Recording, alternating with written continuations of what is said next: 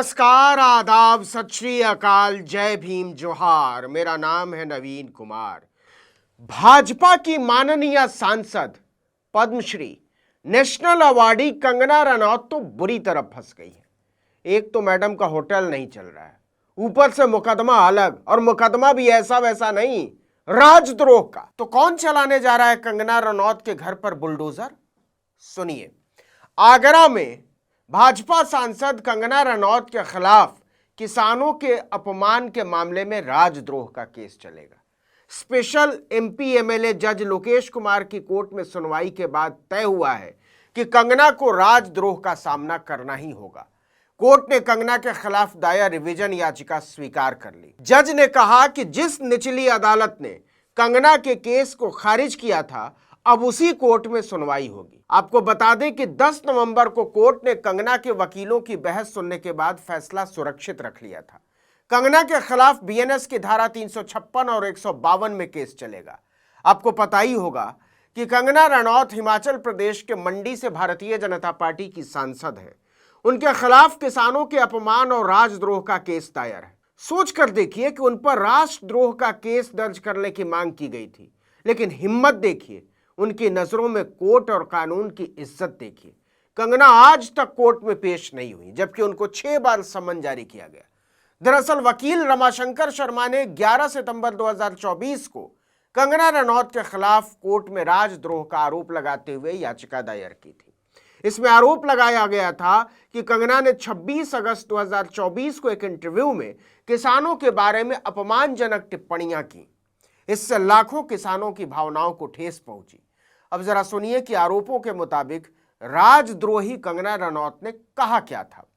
उन्होंने एक अखबार को दिए गए एक इंटरव्यू में कहा था कि अगर हमारा शीर्ष नेतृत्व मजबूत नहीं रहता तो किसान आंदोलन के दौरान पंजाब को भी बांग्लादेश बना दिया जाता। पंजाब में किसान आंदोलन के नाम पर उपद्रवी हिंसा फैला रहे थे। वहां महिलाओं के साथ छेड़खानी, शारीरिक शोषण और हत्याएं हो रही थी। यह सब कंगना ने कहा। इतना ही नहीं, कंगना ने इससे भी आगे बढ़ते हुए कहा था कि किसान बिल को वापस ले लिया गया, वरना इन उपद्रवियों की बहुत लंबी प्लानिंग थी। वो देश में कुछ भी कर सकते थे। रमाशंकर शर्मा ने दलील दी कि 27 अगस्त को मैंने समाचार पत्रों में पढ़ा कि कंगना ने किसानों को उपद्रवी कहा है। इतना ही नहीं, उन्होंने किसानों को हत्यारा, बलात्कारी, आतंकवादी और उग्रवादी करार दिया है। मैं भी किसान परिवार से हूं, 30 साल तक खेती किसानी की। किसानों और राष्ट्रपिता महात्मा गांधी के प्रति सम्मान रखता हूं। कंगना ने हमारी और लाखों किसानों की भावनाएं आहत की हैं। 31 अगस्त को मैंने पुलिस कमिश्नर और थाना न्यू आगरा को शिकायत भेजकर कार्रवाई की मांग भी की थी, लेकिन जब कोई कार्रवाई नहीं हुई तो मुझे कोर्ट की शरण लेनी पड़ी। इस पर 6 बार, 1-2 बार नहीं, 6 बार कंगना रनौत को अपना पक्ष रखने के लिए समन जारी किया गया, लेकिन उन्होंने एक बार भी उसे तवज्जो नहीं दी। आखिरकार आगरा एमपी एमएलए कोर्ट ने एडवोकेट रमाशंकर शर्मा की दलीलों को गौर करने लायक मानते हुए भाजपा सांसद पर राजद्रोह का मुकदमा चलाने की इजाजत दे दी। आपको याद दिला दें कि किसानों से कंगना रनौत की नफरत कोई आज की नहीं है, बहुत पुरानी। किसान आंदोलन के दौरान उन्होंने जहर उगलते हुए कई बयान दिए थे। उन्होंने सोशल मीडिया पर आंदोलनकारियों की तुलना खालिस्तानी आतंकियों से की थी। उन्होंने लिखा था, खालिस्तानी आतंकवादी आज सरकार पर दबाव बना रहे हैं, लेकिन हमें एक महिला प्रधानमंत्री इंदिरा गांधी को नहीं भूलना चाहिए। इंदिरा गांधी ने इन्हें अपनी जूती के नीचे कुचल दिया था। आपको बता दें कि कंगना ने इंदिरा गांधी के जीवन पर बनी फिल्म में भी पंजाब और सिखों को लेकर जो बातें की थी, उसे लेकर भारी बवाल मचा था।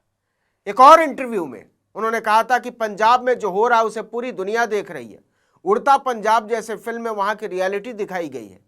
वहां पर इस वक्त ड्रग्स माफिया, धर्म परिवर्तन कराने वाले गैंग और खालिस्तानी समर्थक खूब फल फूल रहे हैं। वहां पर कुछ लोग हर वक्त कानून को अपने हाथों में ले रहे हैं। और ये ट्वीट तो याद ही होगा आपको। किसान आंदोलन में शामिल होने आई एक बेहद बुजुर्ग महिला किसान की तस्वीर पोस्ट करते हुए कंगना ने 27 नवंबर 2020 को एक सोशल मीडिया पोस्ट किया था। इसमें उन्होंने एक महिला का फोटो पोस्ट करते हुए लिखा था कि किसानों के प्रदर्शन में शामिल हुई ये महिला वही मशहूर बिल्किस दादी है। ये शाहीन बाग के प्रदर्शन में भी थी, जो 100 रुपए लेकर उपलब्ध है। तब कंगना सांसद नहीं थी, लेकिन उनकी सोच तब भी इतनी ही गंदी हुआ करती थी। 81 साल की हो चुकी किसान दादी के नाम से मशहूर महेंद्र कौर ने कंगना को सबक सिखाने की ठानी। महेंद्र कौर ने जनवरी 2021 में भटिंडा कोर्ट में कंगना के खिलाफ आईपीसी की धारा 499 और 500 यानी मानहानि के तहत आपराधिक शिकायत दर्ज कराई। उन्होंने कहा कि कंगना की यह टिप्पणी उनकी प्रतिष्ठा को नुकसान पहुंचाने वाली थी और उन्हें सार्वजनिक रूप से अपमानित किया गया। कंगना ने सोचा था कि एक बुजुर्ग महिला किसान उनका क्या ही बिगाड़ लेगी। उन्होंने इस मुकदमे को भी कोई खास तवज्जो नहीं दी, लेकिन जब वो सांसद बन गई तो उन्होंने पहले इसे भटिंडा कोर्ट में खारिज करने की याचिका लगाई। याचिका रद्द हो गई। फिर पंजाब और हरियाणा हाई कोर्ट में खारिज करने की याचिका लगाई, वो भी रद्द हो गई। कंगना की हालत तब खराब हुई जब सितंबर में सुप्रीम कोर्ट ने भी मोहिंदर कौर के दायर केस को खारिज करने की कंगना रनौत की अपील ठुकरा दी। कोर्ट ने कहा, आपने सिर्फ एक रीट्वीट नहीं किया था, आपने इसमें मिर्च मसाला जोड़ा था, हम इसे नहीं सुनने वाले। कंगना को याचिका वापस लेनी पड़ी। मामला फंस गया तो 27 अक्टूबर 2025 को वो पेश होने भागी भागी भटिंडा कोर्ट पहुंची, लेकिन वहां भी माफी मांगने को लेकर ईमानदारी नहीं दिखाई। कोर्ट में कहा कि ये एक गलतफहमी थी और इसका मुझे दुख है। बस ये एक वकील की पोस्ट का रीट्वीट था जिसमें किसी भी व्यक्ति विशेष पर टिप्पणी नहीं की गई थी। कोर्ट ने कहा कि माफी को स्वीकार करने का फैसला मोहिंदर कौर को करना है। इस पर मोहिंदर कौर की तरफ से कहा गया कि अगर कंगना सार्वजनिक माफी मांगेंगी तब वो माफ करने को तैयार हैं, वरना नहीं। लेकिन अभी फैसला किसान यूनियन से सलाह के बाद लेंगे।